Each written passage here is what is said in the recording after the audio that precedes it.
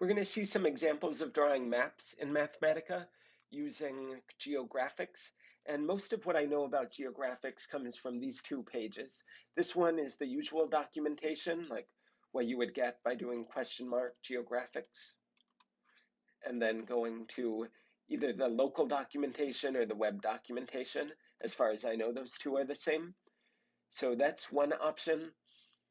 Or this one, it's a tutorial on GeoGraphics, and I think this is even longer than the traditional documentation.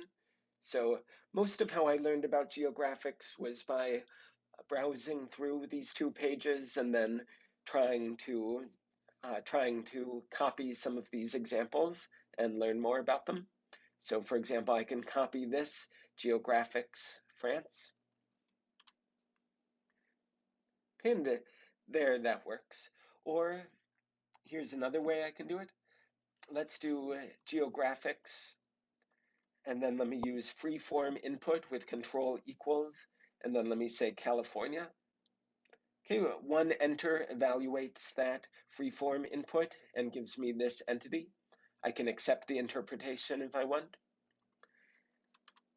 Okay, and this gives me a similar sort of map for California. And so GeoGraphics, what should go inside of here? It should be the things you want to draw on the map, followed by options. And if you want to draw more than one thing, then put them in a list. So for example, let me make a list, and let me also put Minnesota in this list.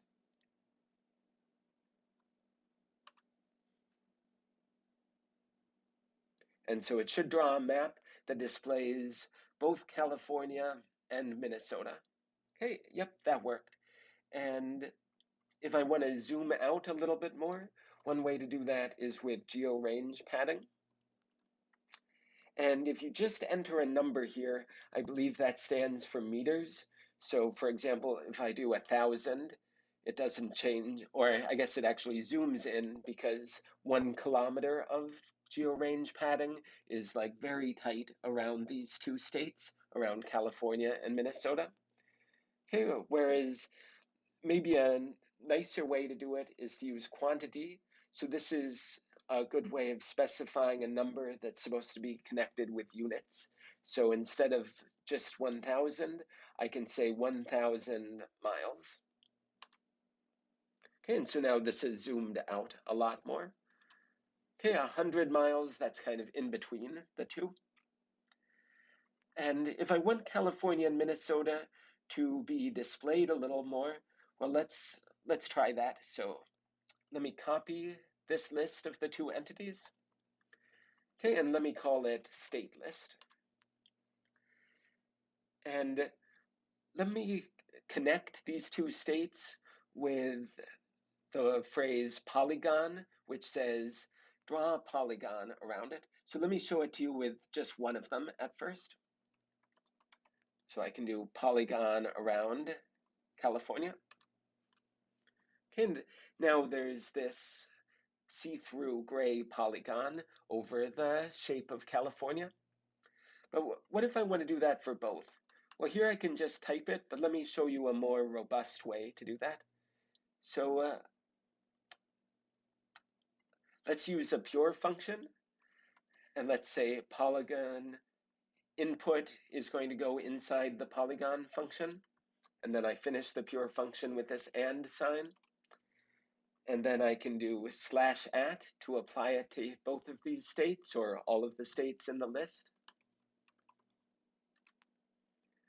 And then let me call this, how about new list?